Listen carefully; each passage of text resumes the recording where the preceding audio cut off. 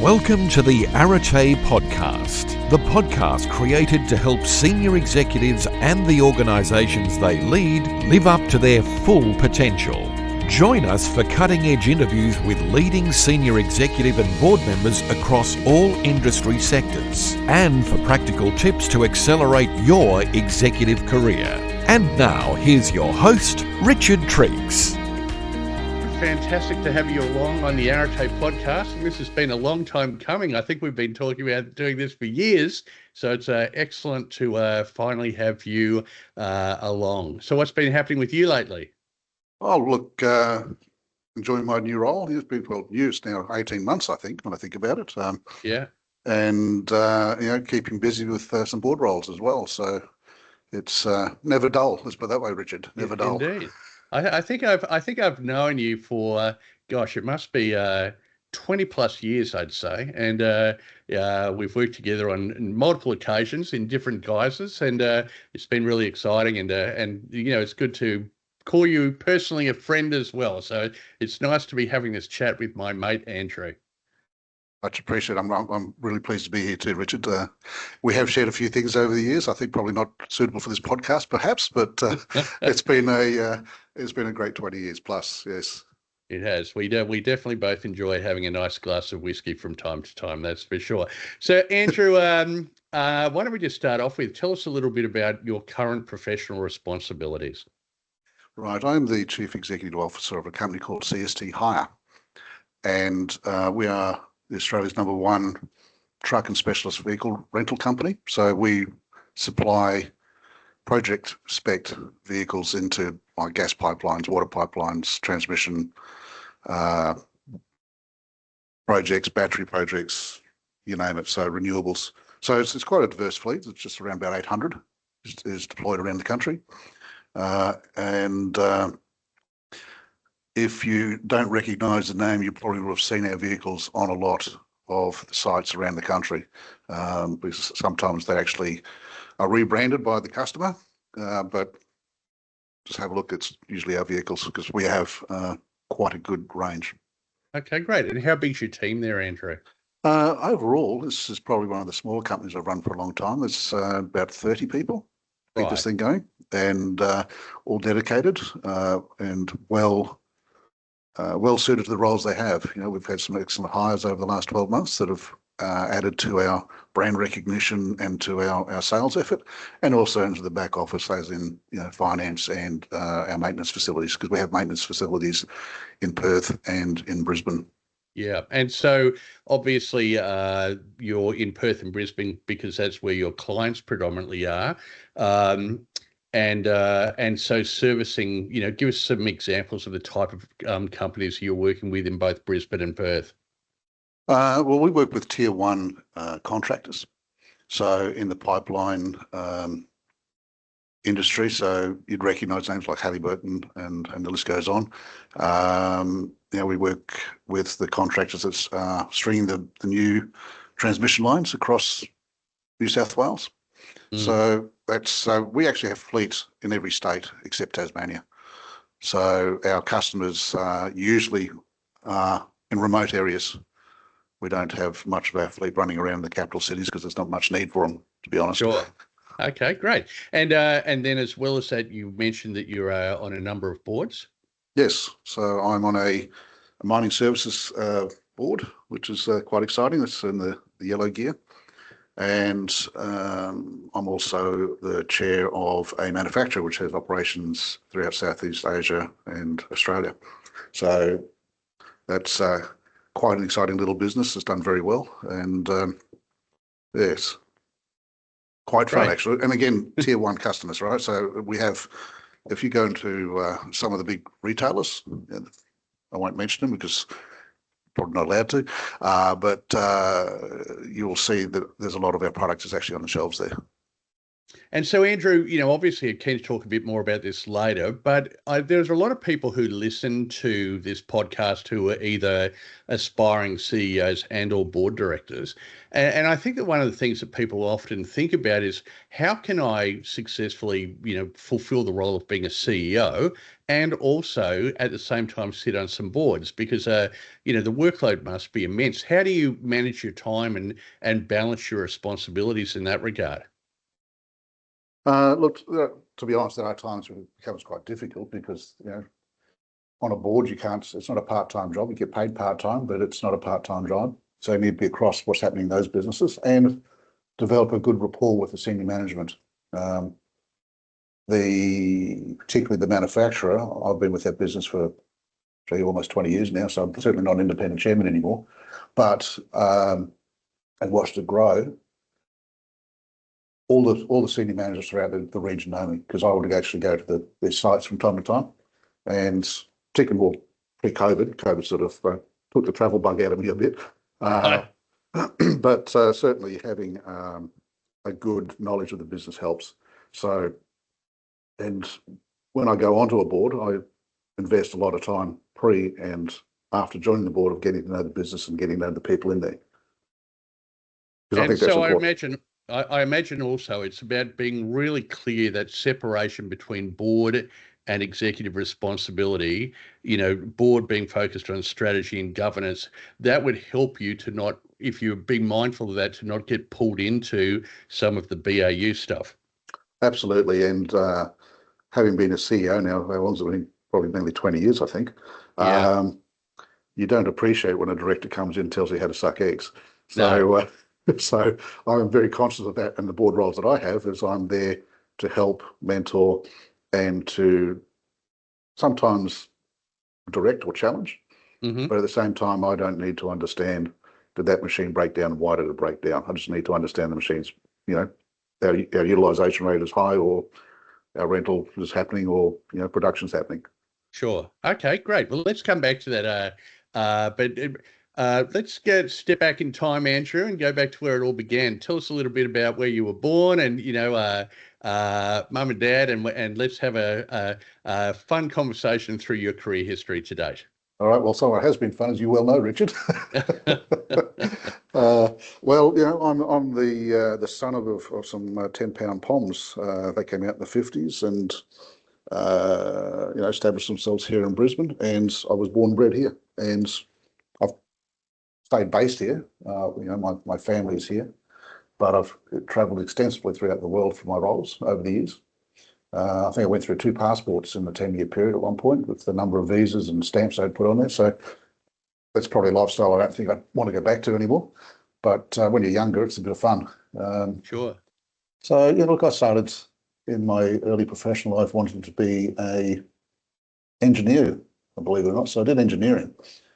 But the time that I was due to graduate was when all the best engineer students were driving taxis or delivering Domino's or Sylvia's Dollar Pizza it was in those days. So I thought, well, it's the 80s. Mm-hmm. Accounting or law was the great thing. And my dad wanted me to do law and actually had actually lined up articles for me. But I said, well, actually, I want to run a business. That's what I've decided. So when I did my engineering qualifications, there were some business subjects I put in there. I actually found them more exciting than the engineering. So then I studied accounting and worked my way from an assistant accountant all through to being the CFO of an ASX 50. And over that time, developed more and more operational understandings and marketing understanding and sales understanding. So I think by the time I ended up having the fancy title of CFO, I was probably more into selling the business and investment and dealing with investment advisors and funds and stuff like that. So that was a lot more fun than. I haven't done any debits or credits, I think, for about 30 years, to be honest. Fair enough. Now, yeah, and certainly, I mean, your career, you've moved industries quite a number of times, which Again, people kind of feel that they might be pigeonholed into a particular industry, but you've been able to successfully move from, the energy sector into the property sector, into the legal industry and so on. What do you think it is about the way that your career's unfolded that's enabled you to do that? And was that intentional? And did you want to become a sort of a generalist rather than an industry expert, or was it more by chance? Well, as you know, I really love a challenge. And so for me, some of my career choices has been about how can I make this better? Mm-hmm. And, whether that's actually the business operations or the part that I really enjoy about my role as a CEO is coaching people and seeing them develop and realize their potential. So for me, there was just a number of things. Occasionally there'll be the circumstance of, okay, that sounds interesting, let's go there. Like everybody, sometimes you make the wrong call. But I think the thing with that is you actually have to identify that pretty early and rectify it. Mm-hmm. But yes, no, it's my mind has a very large part of curiosity development in it, and I just like learning new things. So yes, a number of industries, resources and infrastructure is probably and industrials are probably the three ones that were tied together as a broad statement. As I sort of see, mining and manufacturing is very similar in my mind, and infrastructure has some very interesting quirks to it, shall we say? Mm-hmm. I remember I first met you when you were the CEO with Dibbs Barker, quite a substantive law firm here in Brisbane, and that was really your first CEO gig. So, and again, so not only were you stepping, sorry, I beg your pardon, Barwicks, which became part of Dibbs Barker, and so not only was it a different industry, but it was a different role for you, stepping from finance role to CEO and changing industry at the same time. At that point, we're going back 25 years or so ago now. What was in your mind about, okay, well, if I'm going to make a success of this, what do I need to sort of work on in myself in terms of upskilling or broadening my capability to manage, quite a substantive transition successfully? Yeah, look, it's an interesting question because up until that time, I've been doing more technical type roles, general manager of finance or, state administration manager for a blue chip. So whilst those roles were broad, they were quite narrow as well, and still much more technically focused. What I was looking to do by moving there was to move away from the hands-on technical and also develop people skills, because let's face it, accountants aren't necessarily known for their sense of humour sometimes, and so for me it was learning soft skills. I knew I had the technical skills down backwards, and when you're dealing with professional service firms, you've got incredibly bright people in there that can be unintentionally offended by the way you phrase something or the way that you interact with them. So for me, having come from the industrial side of things and the mining side of things, where, shall we say, words are short and meaningful, I had to get used to the idea of actually spending more time to explain what was in my mind, as opposed to just giving an instruction. And so it taught me, I think, some good lessons around soft skills. And then working the law for a number of years, and then next sort of substantial move to Arrow Energy, once again back into that CFO role, but again in a new industry. And at the time, Arrow Energy was, I suppose, one of Queensland's greatest sort of high growth success story type businesses. So what led to that move? I wanted to get back into resources at that stage because I'd done a maternity leave cover for a company secretary role in Colorado, and I was part of the team that signed off on the privatisation of Colorado back in the day. And thought, okay, I can quite enjoy this because I spent a bit of time, as you know, in M-Land, the medium enterprise land, and I want to get back into see if I want to do the listed space again. Okay. And Yeah, certainly I was there when, we did the Intertrade deal, Shell deal, Mark 1 as they call it, Bremer 2. So working hours weren't short, let's put it that way. Sure. And I do remember driving into work after I got home at probably 1 o'clock in the morning. I was going into work at 7 o'clock in the morning because we just had a large transaction going through and driving behind a Brisbane City Council bus, looking at the phone number there and should I ring it?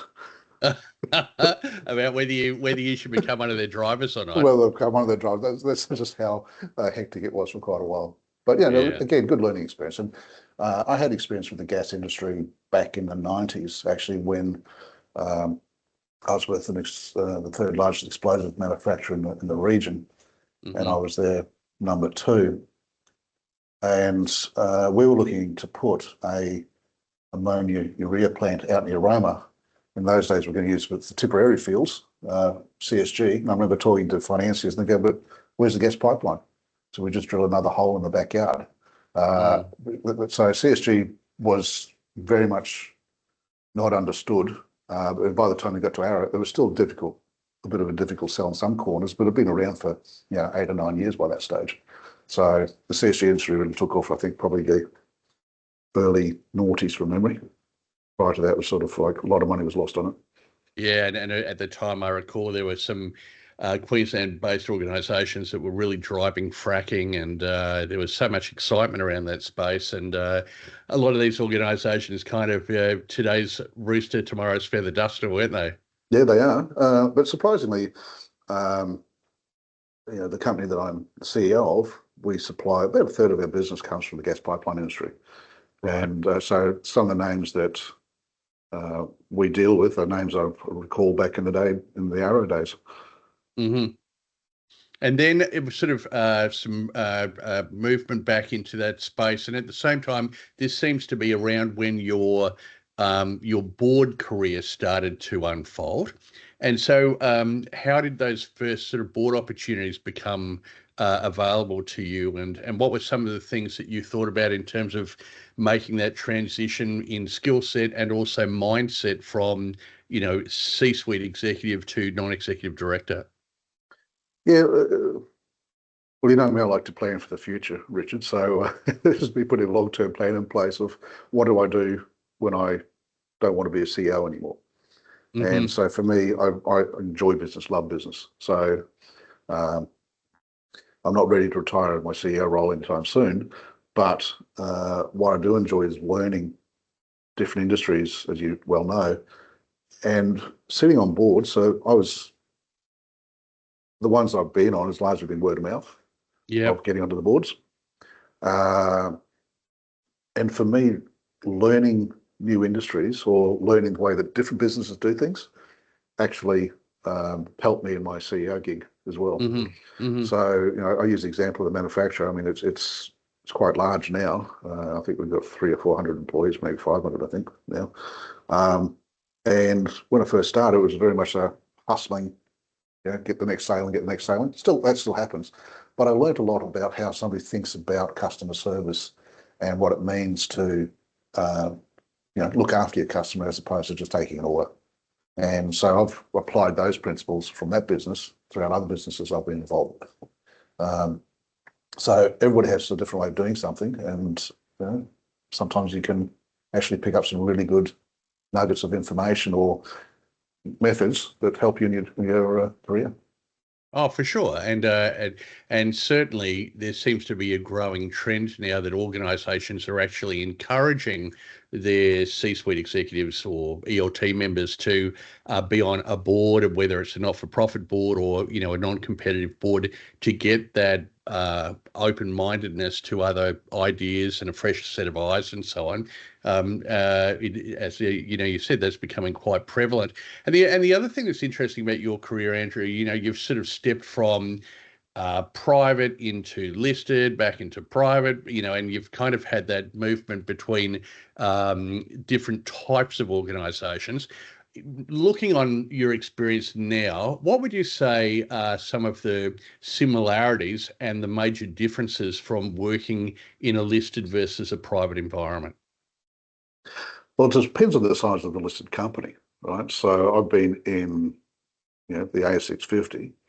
Then I've also been on some smaller ASX boards or companies, I should say. And sometimes the dynamics are a little different, but not that different from an SME, right? And again, it depends on the industry, because some industries have a little bit more maturity about them than others. And I've been involved in some companies where they've literally just listed the year before, and they've brought me in to, help them along. So you still have the founder there. So in some respects, it still doesn't feel any different to a private company, even though you've now got all these rules and regulations around you and how you can say things and how you can't say things. Again, we've been in some very entrepreneurial listed companies, and I've been in some entrepreneurial private companies. And I've also been other ones that, quite frankly, you could go to sleep and nobody would notice. Right. So listed or private. So it comes down to the energy that you bring to the business, the energy of the business itself. So what I love to do is I love to walk around. I walk the floor and chat to people, because as people would expect, when you start getting fancy titles, you start getting fancy explanations, and sometimes those explanations don't actually marry up with what's happening in the business. So I'm a great believer you get to know your business, get to know your people. And certainly, my experience of working with you is that you have that deep sort of connection with your team, right from the factory floor through to the senior leadership and the board. Do you think that that's something that just inherently came to you, or is that something that at some point in your career you went, look, in order for me to fulfill my job, I need to adopt certain practices or ideas that perhaps other people don't? Look, I think I've always done that, even as a baby accountant back in the last century, that statement. The thing I think that reinforced it for me, as you know, Dibs in Brisbane grew to quite a decent size, and it was actually at one stage the second most profitable office in the whole network. And that was about recruiting. I made sure I was involved in the recruitment of all the senior staff and trying to get the cultural growth, I'll call it. And it was a fun, for quite a long time, it was quite a fun place to be. But it was actually at the Dibs is where I had something a couple of lessons I'd learned there, because I have regular meetings with all my senior staff on a weekly basis. And I remember one of them saying, Andrew, we know that you've come to the right answer, but can you take us on the journey so we can learn? I went, fair point. I just, because unfortunately I think my mind works a bit like 3D chess. It's got all these different combinations going. And also another time, I remember, because I would normally walk all the floors, it'd take me about half an hour or so each morning. And one morning I just needed to get something done. So I went straight from the lift into my office, closed the door. And then about 2 hours later, the HR manager comes in. What's wrong with you? What do you mean? So the whole place has gone flat because you haven't done your walk around and you haven't said, And I went, okay, that was stupid of me. I should have done that. And I've learned that lesson. That people actually do look at what you're doing, and they do take the read of the room, if you like, from how their senior team is behaving, how their senior team is. If they look stressed, they would become stressed. It's quite a funny, funny phenomenon, actually. And so obviously that's a big part of your mindset around leadership. But what are some of the other elements? Because I know from, again, the relationship we've had that both with your former employer Linden's and now with CST, you've got a very strong focus on building culture and building accountability and, really quite a modern sort of mindset around what do I have to do in order to elicit the best performance from my team. What are some of the other elements of your leadership style that you think have enabled you to succeed as you have? Well, part of it's the cultural piece too, right? I don't tolerate behaviour that is unacceptable in today's world.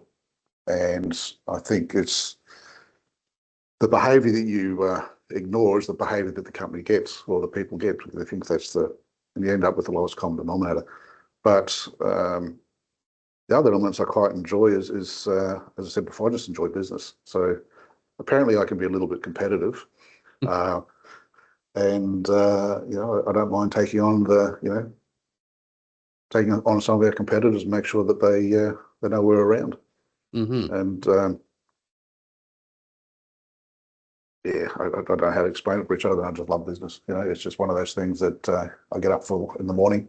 Every day is different, and you keep learning. And how do you continue to refresh your business acumen? I mean, obviously, a lot of it comes from just doing the do, but are you involved in ongoing continuous education, or are you looking externally at best practice in other organisations to inform you about what you're doing? What are some of the things that you do to keep your mindset fresh? Well, I certainly have to keep my CPD up. So I'm a fellow of CPA and a fellow of AICD. Mm-hmm. So the CPD requirements there are quite demanding. Yep. So I keep that up. I also read a lot, and I mix with people that can give me ideas. And challenge me. I like being challenged because I think if you think you know everything, then you probably don't. Mm. And how people conduct their business might be different to how you would do it, but there might be aspects of it that actually make sense or Mm-hmm. would make an improvement. So yeah, that's what I do, and just keep talking to people and learn. I think learning's important. Sure. And let's talk a bit more about CST Hire now. So as you said, you've been in that role as their CEO for about 18 months or so. So, originally coming into the role, what was the mandate, and what are some of the things that have been achieved in that 18-month period that you're most proud of? What I'm actually quite proud of is I've rebuilt the sales team, and we have good performing people in there that's actually a cultural fit for the business. Mm-hmm.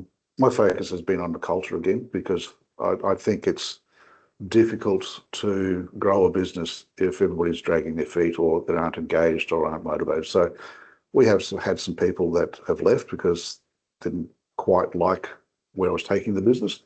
That's okay. And we've hired some excellent people now into the business over the last 12 months who are adding value and contributing. When I say adding value, not just in a business sense, but also in a cultural sense. I have a customer service officer who loves cooking. So on our Friday afternoon barbecues, he's in front of the barbecue. So it's great that way. And having a small team is good, because you get to know what's happening. I've run organisations where there's been over 1,000 people, and whilst you're trying to make an effort to get to know them, it's just that churn constantly. When workforce is that high, you are getting the churn. Fair enough. And so if you look at CST now, you mentioned earlier one of the things that you enjoy is competition and, taking on the big boys. And, what are you excited about in terms of CST's opportunity for growth and where you want to take the business in the future? Well, the business, when it originally started, just focused on gas pipelines and water pipelines. Mm-hmm. So we've now diversified across a number of industries, and making good inroads. So power projects, rail projects, renewables. So we've diversified the revenue base. Yeah. And spent a lot of time on the sales and marketing side of things. So, in fact, the thing I'm most excited about at the moment is we now have an AI-driven chatbot on our website. Okay. And it's been a bit of a journey, but it actually answers the questions than some of our sales reps, to be honest. But it's been programmed on our data only. Right. So, and by the time this podcast out, probably something else will happen. But they say that copying what you do is the best form of flattery, right? So we've got some of our competitors actually been taking images off our website and copying what we do. Yeah, so it's a quite interesting. I feel flattered and also annoyed at the same time.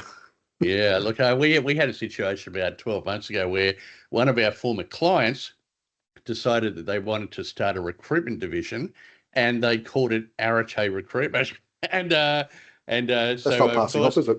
No. So we happened to trip over one of their ads on Seek and thought, oh, this is interesting, and did some investigation and found out that it was actually one of our clients that had done that. And needless to say, they received a stern letter from our lawyers and desisted that activity. But I mean, it does happen, doesn't it? And it does. And I think that, as you say, you just have to accept that if you are pushing out into blue ocean, it's about trying to maintain that first mover advantage.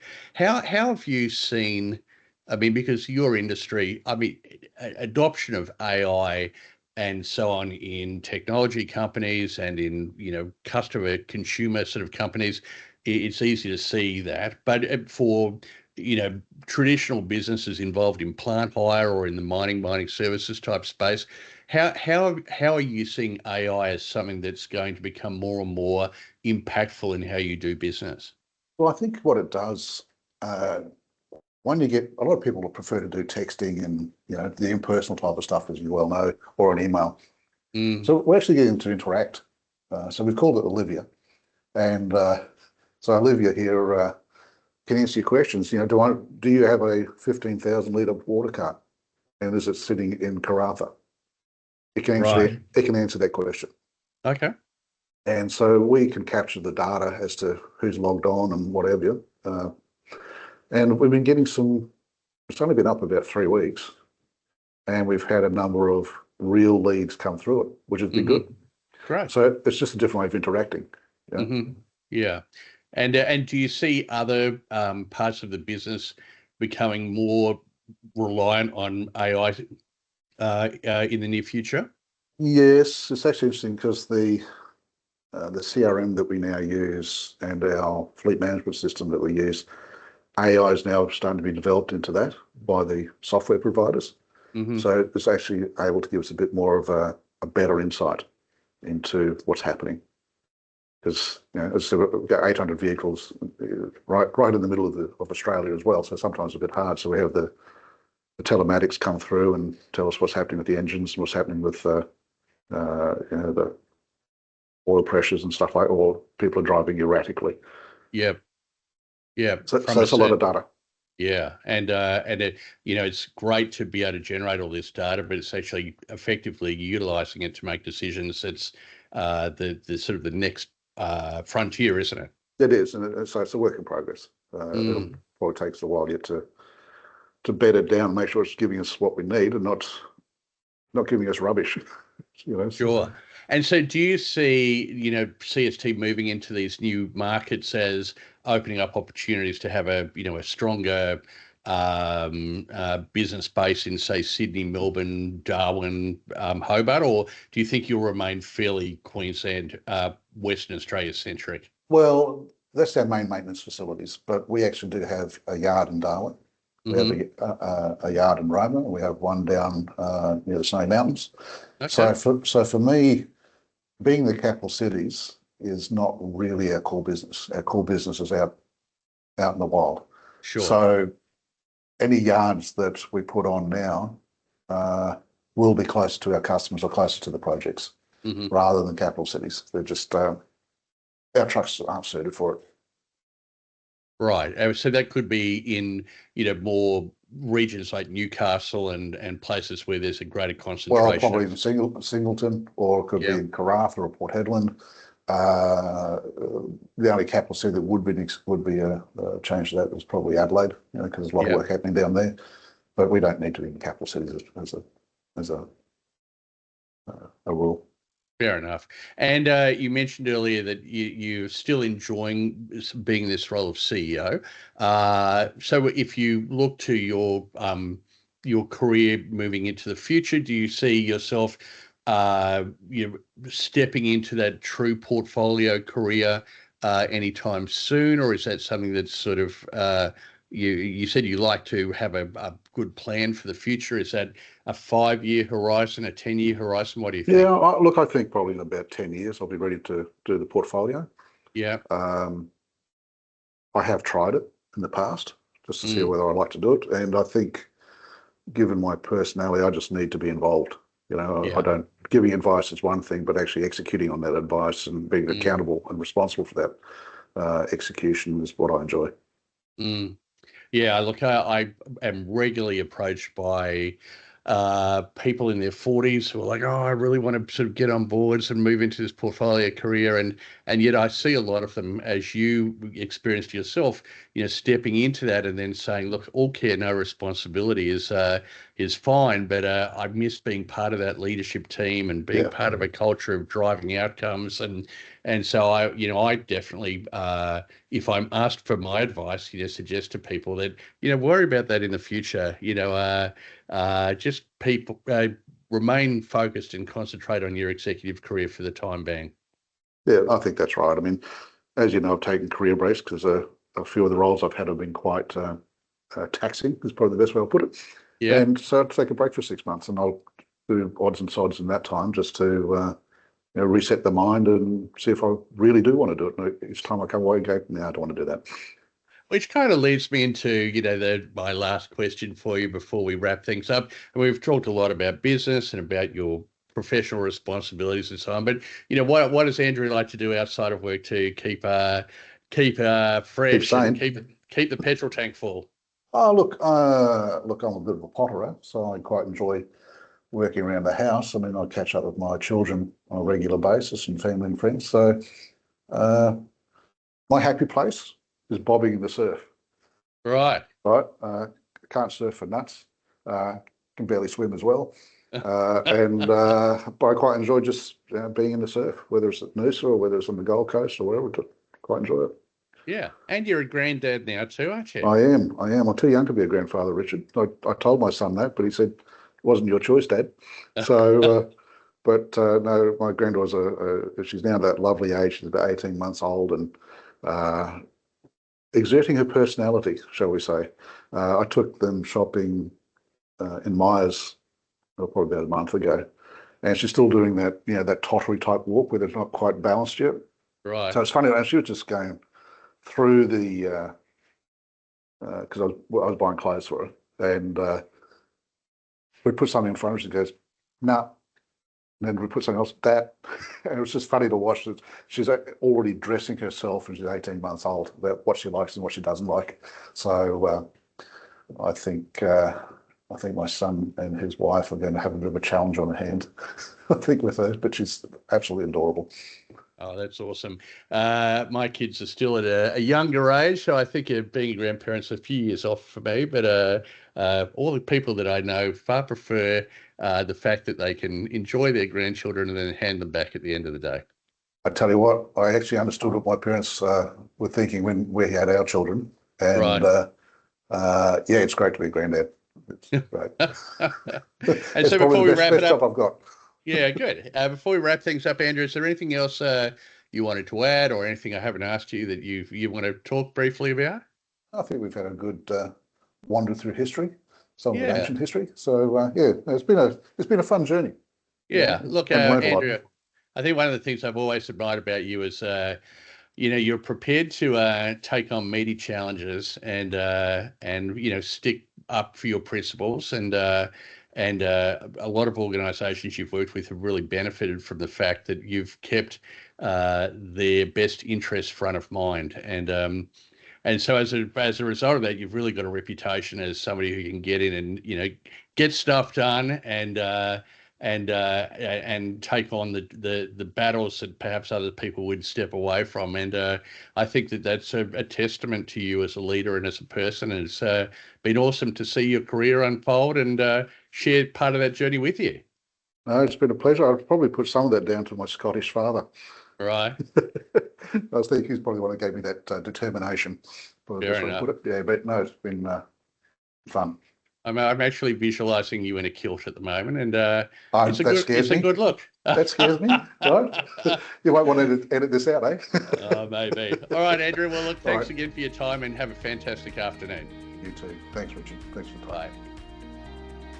Thank you for listening to the Arete Podcast with Richard Triggs. We frequently feature guests from organisations we are currently recruiting to build the company brand as an attraction strategy for candidates. If you would like to promote your organisation's brand as an employer of choice, please contact Richard directly on 0403 588 517 or via email richardt@areteexecutive.com.au.